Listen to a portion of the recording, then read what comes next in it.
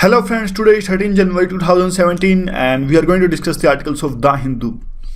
Before starting the discussion, let's have a look at the article which we are going to discuss. This article is related to drought and Tamil Nadu government has declared the drought, and very important article would discuss it comprehensively. This article is related to the strategic partnership which we have signed with the Rwanda, and the article raises the question why we have signed this kind of relationship with the Rwanda where our interest doesn't converge. Not important for the UPS perspective because it is related to politics of Tamil Nadu. Cities are growing very fast and a lot of issues are involved with this fast growth, uncontrolled growth, the article says. And this is a person specific article. We are not going to focus much, but still would extract some important points out of this article and then we'll move to this article. Two main points, two main issues are involved in this article. First is the benefits of social media and second is issues involved with our defense forces. So first is this article, drought article. First of all, you must be aware about which area in our country is drought prone area.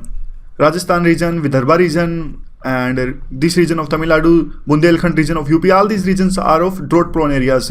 So question may come, direct question may come in the prelim, and also you can use these points in your mains value addition. So what is the utility?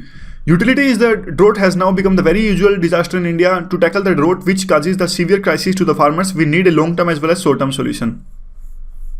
So you need to focus on two things here, short-term as well as long-term solution. What the actually drought is?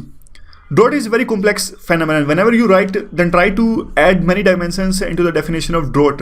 There are 5 parameters on which you can measure the drought. These parameters are drinking water, irrigation, fodder, food grains, and requirements of energy sector. 3 types of droughts are there: hydrological droughts, meteorological droughts, and agriculture. Drought can be classified into many types, like one very prominent drought, when there is a lack of rain, and some other prominent droughts are like when there is a decline in the groundwater and when there is less humidity in the land. So these things you can also relate to the drought. Now what is context? Context, as we discussed, Tamil Nadu government has declared the drought. Although government took a number of steps to counter the drought, but still there were news of doing the suicides by the farmers, and also especially in this Kaveri Delta rice belt. And there was also a conflict which was in news, conflict between the Karnataka and Tamil Nadu regarding the division of Kaveri water. Government has taken some very important steps, like they have postponed the loan recovery, waiver of land tax, and they are also providing the alternative employment in the form of Manrega. So you can also write this kind of points in your answers when you have to give the solutions how to counter the drought. Why the farmers must be helped? Because farmers suffer from the vagaries of monsoon. As you know that rain is very irregular in our country, and National Commission on Farmers, they also recommended that because droughts are very usual now, as you saw in the case of Maharashtra, there was a drought, back-to-back drought in continuously 2 years, and also high expenditure on the social obligations. We can understand this thing with the example of Punjab and Haryana, where they spend a lot of things to maintain their social status, like they give the dowry, and also they live very lavish life. So that's how the farmers, after that, they take the loans and not able to pay that, get trapped in the vicious cycle. So what are the solutions? Swaminathan said that if you want to counter the drought, then you have to bring the institutional reforms and you have to adopt the participatory approach. This means to say that, like, you need to engage with the farmers, community farmers, round the year, not once in a year, and get the feedback from the farmers, what actually they want, what are their needs, and also there must be the interdisciplinary approach. This is very important point. Like, to counter the drought, there must be the coordination between the different ministries, and expertise of different ministries must evolve and make the coherent policy which can counter this problem of drought. Also, the one thing in drought which is being ignored is cattle, which is also very important, and apart from the humans, cattle are also must be paid attention. Center should also provide the National Disaster Response Fund, and the next thing is, recently the government launched a scheme, Prime Minister Crop Insurance Scheme. So it's a time so that the benefits of this scheme must reach to the farmers of Tamil Nadu. So this was very important article. Some important points also. Now we can discuss some long-term solutions and short-term solutions. Short-term solutions can be like that Manrega must be provided as a alternative source of employment, as we discussed. And the next is implementation of National Food Security Act, in which farmers can get the food if there is a shortage of food. And also we must utilize the water very efficiently. Water must not be wasted in the sports and entertainment, because at this stage the water is very necessary for the farmer's life. And also, whenever there is a drought or disaster like this, then some people try to hoard the things and try to do the black marketing of the essential commodities. So states must take care of this thing, that no black marketing or hoarding take place at this stage. Long-term solutions like building the hydro projects and lift irrigation, also mini irrigation projects to better utilize the water, like check dams, they can also be built. Water use efficiency, it is also very important, and other sources of energy like solar and biogas. Fifth point is storage facilities of cold storage, because there is a lack of food in the time of drought, so cold storage may be very important. So what is the utility of next article? India's decision over the past 2 decades to upgrade the more than 30 of its bilateral relationship to a strategic partnership is excessive. You have to explain this thing using with the examples, illustrate this thing with the examples. So this thing is now the recently government signed the strategic partnership with the Rwanda. The article raises many questions. There was no need to sign the strategic partnership with the Rwanda. And the article says that government in the last 2 decades, starting from the 1998 when it signed the first partnership with the France, has signed the strategic partnership with the 30 countries, and now recent country is Rwanda. Rwanda actually is a landlocked country, and 90% people depend on the subsistence agriculture, because they eat what they sow. And next is they are still recovering from the mass murder. Actually, there was an ethnic group named Hutu, and it was mass murdered in 1994, and they are still recovering from that mass murder. Country also has registered a remarkable progress and growth in the last few years, it is true. But still, if India is signing Rwanda is becoming the strategic partner of India, then what about those partners like US and UK, which they can influence the India's security? How can Rwanda help us? How our interest converge? Strategic partnership is that partnership where our convergence of interest, like security interest, defense interest, or investment, these kind of interests are converged. But while signing with the agreement with the Rwanda, we didn't think about that. Also, Modi's first government, as we discussed in 1998, first strategic partnership was signed with the France. The same thing again are being repeated, like if we are signing with the Rwanda, these countries are important, like UK, France and US. Way forward is actually important. There must be the cogent policy. Cogent means rational policy, and strategic partnership must be considered before signing by the Ministry of External Affairs. And there must be long-term vision, and India should sign the strategic partnership with only those countries who can help us, or who can, like India can also collaborate with them in the field of defense, and can counter the terrorism, and these kind of things, which are the contemporary problems which India is facing, and that country is also facing, like Japan as India, Japan both are facing the threat of the China's rise, and next is like that our interest must be converged. So next article is uncontrolled growth.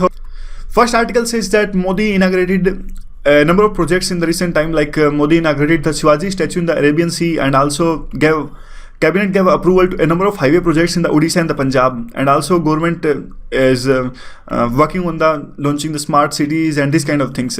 But the article says that actually there is very less possibility that the objectives of the government will be fulfilled. Why?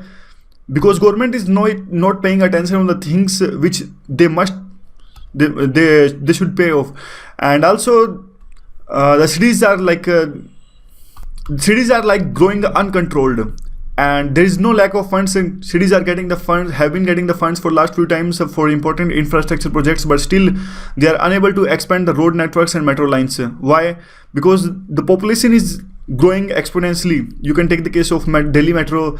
Delhi Metro, when was launched in 2002, and after that again coaches of metro have been increased many times, and also Delhi Metro network has been expanded, but still it is still struggling to accommodate the rising people there in the metros. And also every week 3,000 to 4,000 cars are added on the roads, and government focuses more on building the roads and expanding the roads. But what should government pay attention is like that changing the culture. Government should focus more on strengthening the public infrastructure.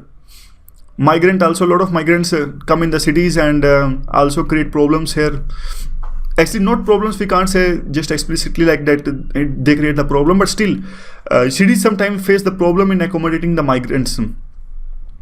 And next is 60% of the cities are unrecognized. Bureaucratic, they suffer from the bureaucratic control and design. Next, they give the example of Delhi CM, like there is a haphazard development, no planning, and sometimes for the votes politics we give legitimacy to the illegal colonies, which is not good for the interest of the cities. And also they say that cities name emerges from the people's desire, like taking the case of Los Angeles, which is famous for the film city, Copenhagen, fishing village, Boston. So these are some examples they give. Municipal bodies are the lifeblood of Indian urbanity, and our cities are different from the cities of European cities and Chinese cities. Our cities model matches to cities like Cairo and Brazil cities, because development is also haphazard there. So we can't match our cities to the developed country city. Mainly, our cities can be divided into three ranges. First is metropolitan, like Delhi, Mumbai, Bengaluru, and next is tier 2 cities like Pune, Jaipur, Bhopal, and after that the cities like Meerut and Hubli. So now the article focuses more on the tier 3 cities, like they are partly rural and partly cantonment. They are also linked to the villages, but they are restricted in the growth and size, and on this Prime Minister should focus, so that tier 3 cities must be expanded. Their growth is restricted, that's why we are facing the problems. And also we need to adopt the two-way approach. So what is that twofold approach? We should depart from the conservational practices which we have been following from the colonial times, and also we need to regulate the bylaws, and we should restrict the commuting. This kind of simple things we have discussed many times. And the article then says, after 70 years of independence, it is the right opportunity to improve our cities and we should not waste it. Simultaneously, the article demands to focus more on the behavior of the people, also to develop a culture where there is no gap, the differences of ethnicity, profession, caste, social and economic position, they get erode, and a basic cosmopolitan culture of cities get emerged. We can take the case of many cities like Bangalore, where there is a cosmopolitan culture, although there are many cases where we see the hatred, but still overall we can say that these are the cosmopolitan cities. Here the same thing is being repeated, like that cities must evolve their own cultures based on their private needs, and then the need of architect will not be there. What is way forward? So same way forward attitude is actually important. Smart city concept, you know that if you make the city smart, first you have to make the people smart, citizens smart. Again, our cities are not matched to the cities like Stockholm and Berlin, and we should build our model on the basis of Cairo and these third world countries cities model. So not very few points, but still whatever was there we discussed. Now, what are the issues with the Padma Awards? A lot of lobbying take place whenever there is the time comes to announce the Padma Awards, and also government uses this as a political tool, and political parties just give these kind of awards to their favorites. So that's how the importance is being eroded. So now the article focuses on the P.N. Husker. He was instrumental in bringing the nationalization of banks in 1969, and also the abolition of privy purses and princely privileges in 1971.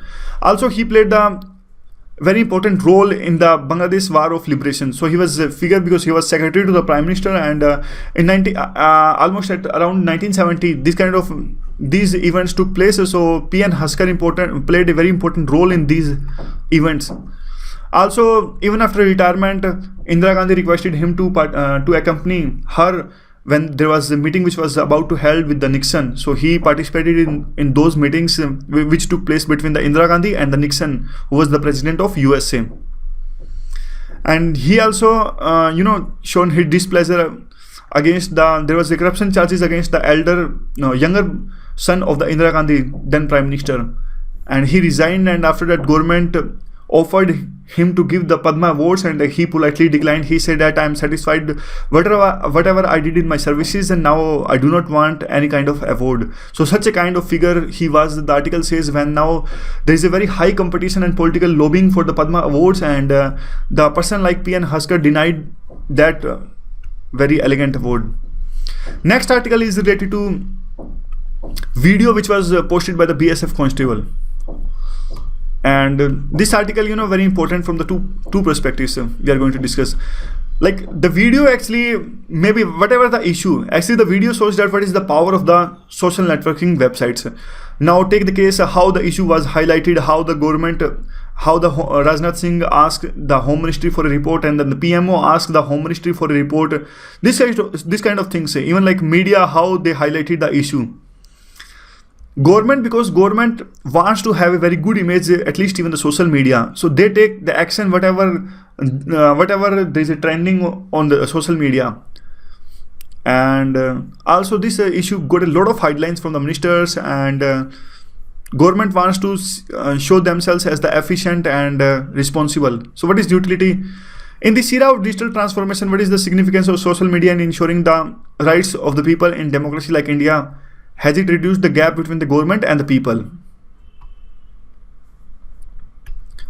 Mr. Yadav, now the BSF says that the track record of that constable is not so good, and he exaggerated the bad quality of food, and whatever may be the truth. But the thing is that now it is for sure his comrades would actually get the good quality of food, because the higher authorities of BSF would actually certainly take the action, because now the media has highlighted that issue.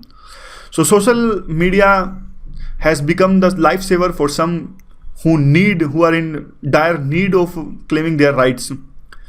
Even private corporations also show themselves as responsible in the social media, because directly their business interests are affected if a bad kind of perception is being built up against them. So you can take the case of airlines. Whenever something bad happens regarding the baggage, then people tweet and tag them, and the issue get highlighted. Then these airlines they tender apology. Even sometimes if broadband is not working, then tweet and tag takes place, and the issue is being highlighted.